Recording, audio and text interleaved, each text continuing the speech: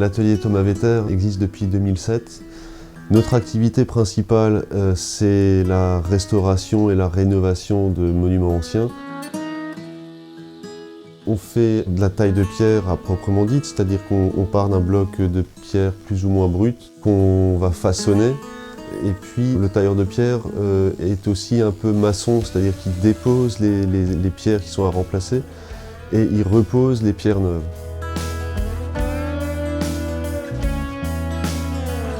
C'est un métier passion, c'est pas un métier moderne, c'est un métier qui est difficile.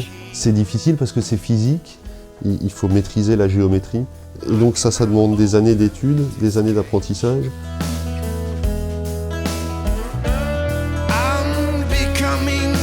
On transforme un matériau naturel qui déjà est noble et puis en plus qui est sain. C'est pas des matériaux qui sont transformés ou des matériaux de synthèse, c'est de la pierre. Je suis très attentif au type de pierre, notamment en rénovation, c'est un aspect très important. Il faut impérativement remplacer les pierres par des pierres de même nature.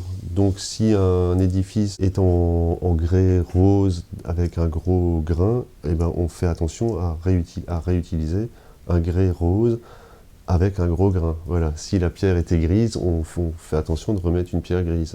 C'est déjà esthétique et puis après c'est aussi technique. Toutes les pierres ont leurs particularités. C'est une manière de respecter l'édifice.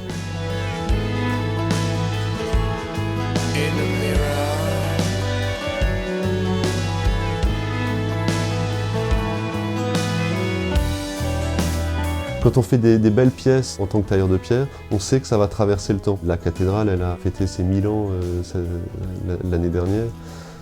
Voilà, quand on participe à la restauration, à la rénovation d'édifices comme ça, ou moins prestigieux, moins vieux, on sait que voilà, il y a des générations, il y a plusieurs générations qui vont voir notre travail. Enfin, l'admirer s'il est bien fait.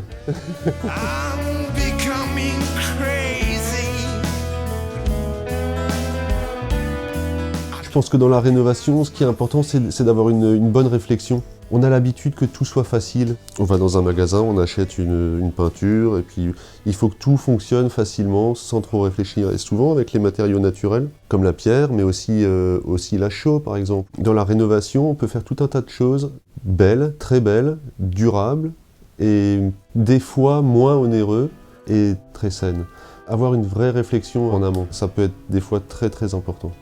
Et ça évite aussi des fois de faire des erreurs, notamment sur la rénovation où les matériaux naturels, comme la pierre, ne sont pas toujours compatibles avec des techniques modernes.